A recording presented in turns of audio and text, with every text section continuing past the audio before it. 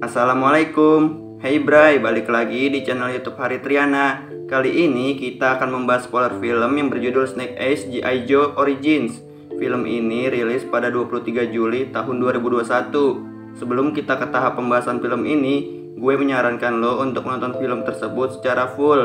Karena dengan menonton film secara keseluruhan, Anda akan mendapatkan sensasi yang berbeda. Film diawali dengan diperlihatkan seorang anak dan ayahnya di sebuah rumah. Malam itu beberapa orang mendatangi rumah tersebut dan membunuh si ayah di depan anaknya.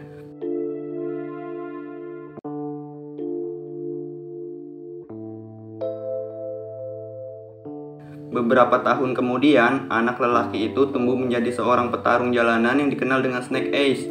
Tujuan hidupnya masih sama, yaitu menemukan pelaku pembunuh ayahnya dan membunuh orang tersebut.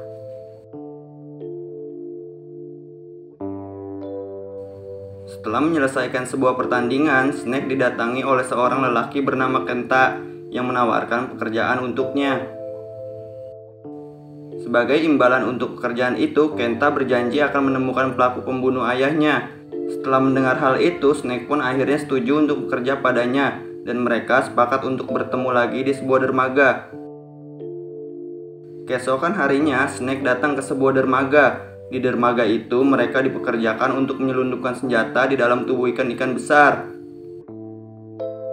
Tak lama kemudian, para pekerja diminta berkumpul untuk menyambut seorang tamu, yaitu Kenta.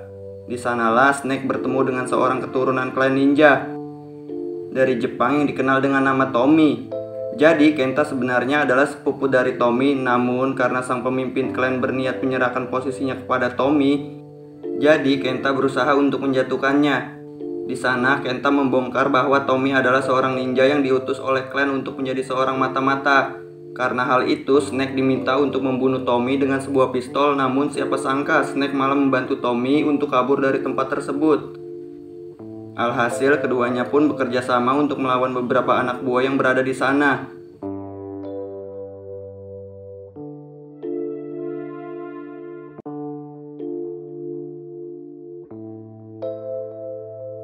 Setelah berhasil mengalahkan semuanya, Snake mengajak Tommy untuk kabur dengan sebuah kapal.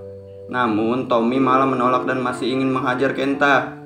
Alhasil, kedua keturunan ninja itu terlibat pertarungan yang cukup sengit. Melihat hal itu, Snake tak punya pilihan lain selain menolong Tommy untuk menghindari anak buah yang banyak keduanya masuk ke dalam truk dan mencoba untuk kabur. Namun, sayangnya setiap anak buah membawa samurai dan menancapkan samurai mereka di truk tersebut. Di tengah kekacauan itu, polisi pun datang. Snake yang terluka akhirnya pingsan saat turun dari truk. Beberapa saat kemudian, Snake terbangun di dalam pesawat. Rencana Tommy akan mengajaknya ke Jepang untuk mengunjungi kastil klan di ninjanya yang dikenal dengan nama Arashikage.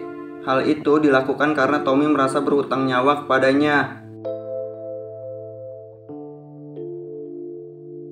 Sesampainya di sana, Tommy memperkenalkan Snake pada kepala keamanan kastil yang dikenal dengan nama Akiko. Barulah setelah itu mereka bertemu dengan pemimpin klan Arashikage, sekaligus nenek dari Tommy. Snake diperlakukan dengan terhormat karena telah menyelamatkan penerus klan. Bahkan Tommy menawarkan kepadanya untuk menjadi kesatria dan bergabung dengan Arashikage. Mendengar hal itu, Akiko sepertinya tidak setuju. Karena ia merasa bahwa memberikan posisi itu kepada orang luar adalah langkah yang berbahaya, terlebih mereka belum mengetahui apapun tentang Snake. Karena itu, pihak klan akan memberikan 3 tantangan untuk Snake. Jika berhasil menyelesaikan semua tantangan itu, maka Snake bisa bergabung dengan Arashikage. Namun, jika gagal, maka Snake akan mati. Singkat cerita, tantangan pertama pun akhirnya dimulai.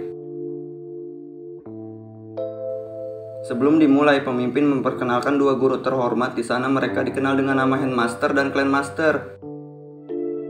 Kemudian Handmaster menjelaskan aturan dari tantangan pertama. Jadi Handmaster dan Snake akan sama-sama membawa sebuah mangkuk berisi air. Snake bertugas untuk mengambil mangkuk Handmaster tanpa menjatuhkan airnya sedikit pun.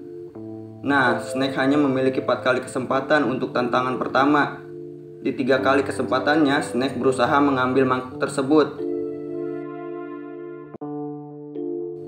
dengan cara menyerang Headmaster, namun ia terus saja gagal sampai akhirnya ia teringat pada pesan Tommy sebelumnya bahwa ia harus menurunkan egonya. Alhasil dengan santai ia meminta mangkuk itu baik-baik pada Headmaster, dan itu adalah kunci dari tantangan tersebut. Pada malam harinya, Headmaster dan Clanmaster membuat perayaan kecil untuk Tommy sebagai calon pewaris klan. Tommy diprediksi sebagai garis keturunan terakhir dalam klan sehingga sejak kecil ia sudah dipersiapkan untuk menjadi seorang pemimpin. Tommy pun berkata bahwa saat mendapatkan tahta tersebut, ia ingin Snake menjadi kesatria sekaligus orang kepercayaannya.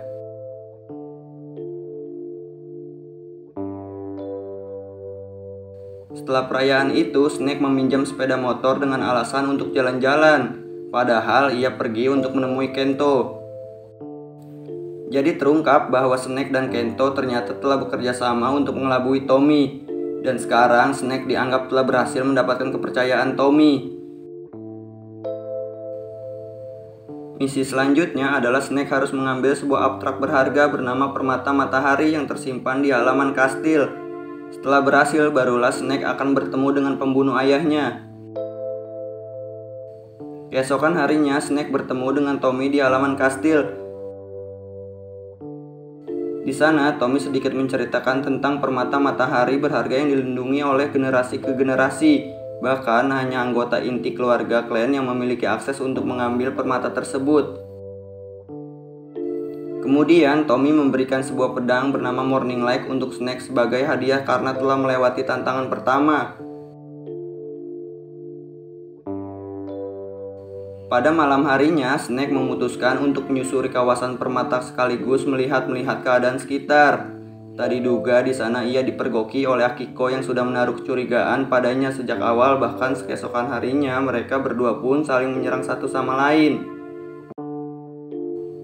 Kemudian pertarungan mereka terhenti karena Akiko mendapatkan kabar dari Tommy bahwa Kenta saat ini sudah berada di Jepang. Alhasil mereka pun memutuskan untuk menyerangnya malam ini. Singkat cerita, pada malam harinya mereka sampai di tempat Kenta. Di tengah derasnya hujan, mereka menyerang semua anak buah Kenta yang menghalangi mereka. Meski begitu, Snake tetap tahu batasannya karena bagaimanapun juga ia dan Kenta telah bekerja sama.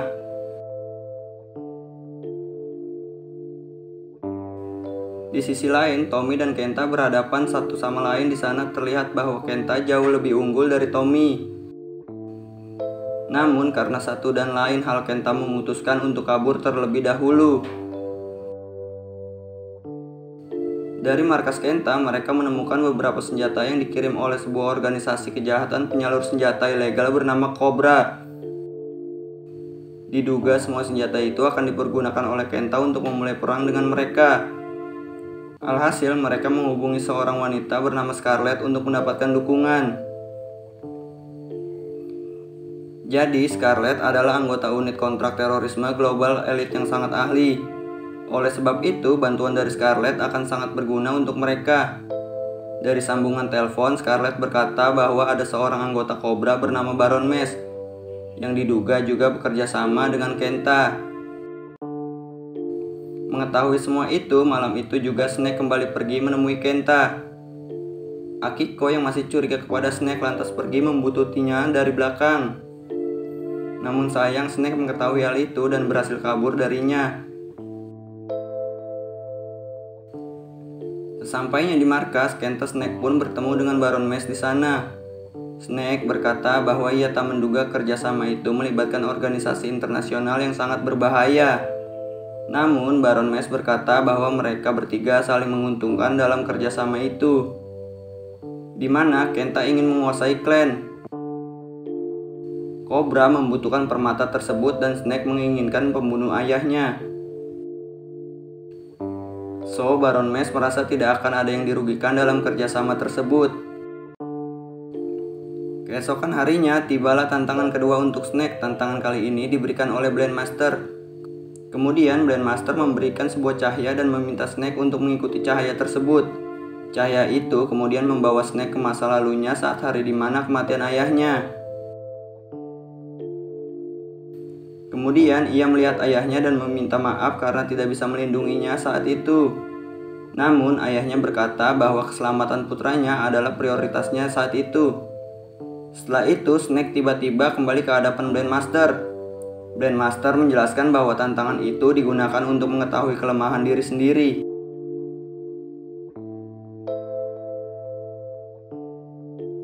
Setelah kembali ke kamarnya, Snake didatangi oleh Akiko. Di sana Akiko langsung mengutarakan kecurigaannya pada Snake. Alhasil Snake pun terpaksa mengungkapkan jati dirinya pada Akiko. Ia mengatakan semuanya tentang masa lalunya yang sangat kelam. Sayangnya Snake tidak bisa mengatakan apapun soal kerjasamanya, namun ia berharap bisa menyelesaikan tantangan ketiga dan menjadi bagian dari Arashikage. Setelah mendengar hal itu, Akiko pun akhirnya luluh. Keesokan harinya, tantangan ketiga pun tiba di sana. Snake diminta untuk turun ke sebuah lubang yang dipenuhi oleh beberapa ular raksasa. Konon katanya, ular-ular tersebut tidak akan memakan orang-orang yang hatinya murni dan suci. Alhasil, Snake pun berusaha untuk menenangkan hatinya agar tidak dimakan oleh ular-ular tersebut.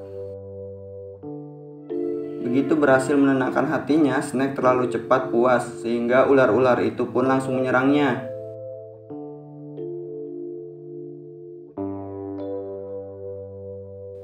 Akiko tidak tega melihat hal itu, jadi ia pun memutuskan untuk menolongnya. Setelah tantangan itu, pemimpin klan menginterogasi mereka karena telah merusak tantangan. Alhasil, Snake pun mengaku hatinya dipenuhi oleh dendam pada pelaku pembunuh ayahnya. Karena hal itulah ia gagal dalam tantangan ketiga. Setelah mengatakan pengakuan itu, Snake pun menemui Tommy yang meminta maaf karena tidak jujur dari awal kepadanya. Namun sekarang, ia akan membuktikan kesetiaannya pada Tommy dengan sama-sama melukai tangan mereka dan berjabat tangan. Hal itu ternyata hanyalah jebakan untuk Tommy agar Snake mendapatkan darahnya untuk akses masuk ke dalam permata matahari.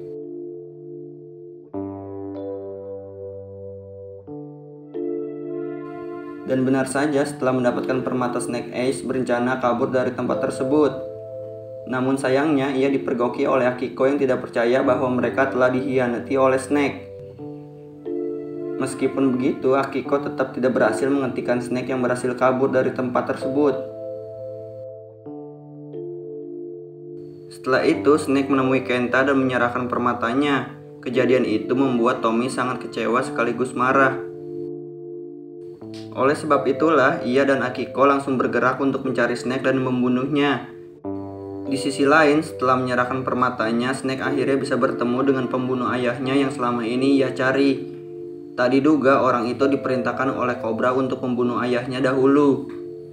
Setelah mendengar hal itu, Snake memilih untuk melepaskan orang tersebut.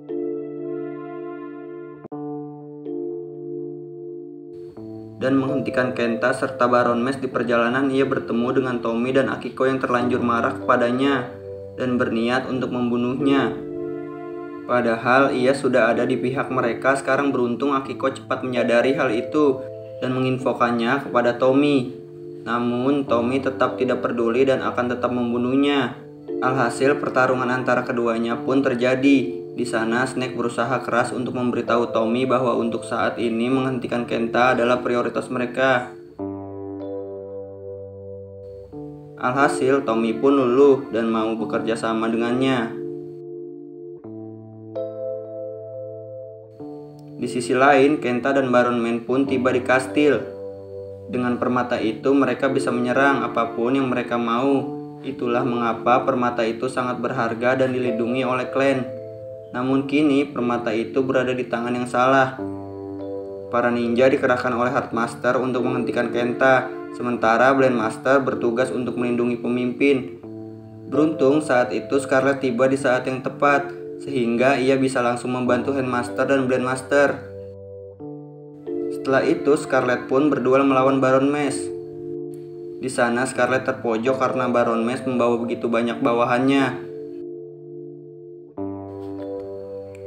Di waktu yang sama, Kenta memilih untuk langsung menyerang pemimpin dengan permata itu. Ia yakin bisa menguasai Arashikage dengan mudah. Setelah berhasil memojokkan, pemimpin Baron Mes pun meminta permata itu pada Kenta, sesuai dengan perjanjian mereka. Namun sayangnya Kenta malah berkhianat dan malah menyerangnya. Di saat itulah anak buah Kenta menginformasikan bahwa Tommy dan yang lain sudah tiba di kastil. Karena pengkhianatan Kenta, Baron Mes pun berbalik dan memutuskan untuk berpihak pada klan. Alhasil mereka semua pun bekerja sama untuk sama-sama menghentikan Kenta.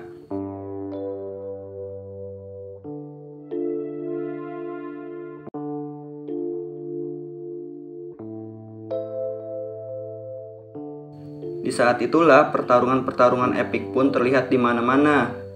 Sampai akhirnya hanya Kenta dan beberapa anak buahnya yang masih tersisa. Kesempatan itu lantas digunakan oleh gabungan kerjasama itu untuk langsung menyerang Kenta. Namun sayang, ternyata pemegang permata akan kebal dari semua serangan. Kemudian pemimpin menjatuhkan bom asap agar mereka bisa berpencar tanpa diketahui oleh Kenta. Dengan kerjasama yang baik, permata itu pun terlepas dari tangan Kenta dan berhasil diambil oleh Tommy. Karena dipenuhi amarah, Tommy pun melanggar janji bahwa mereka dilarang menggunakan permata untuk menyakiti seseorang dari penyerangan itu.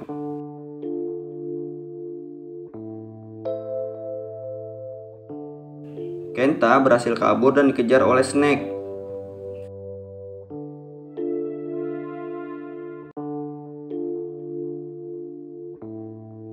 Singkat cerita, mereka bertarung sampai terjatuh ke dalam lubang ular raksasa.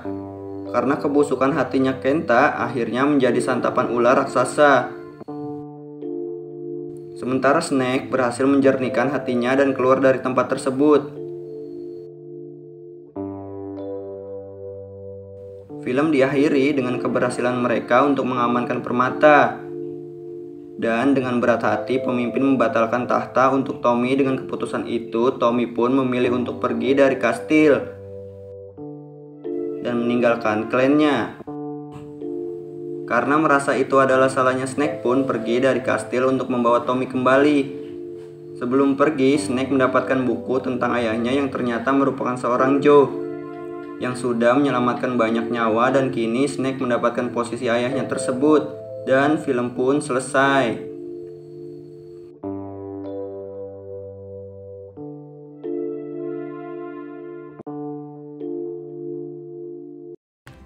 Hey Bray, terima kasih telah menonton video ini. Mohon maaf bila ada kesalahan kata dan penyampaian kata yang kurang dipahami. Dan jangan lupa untuk subscribe, like, comment, and share video ini.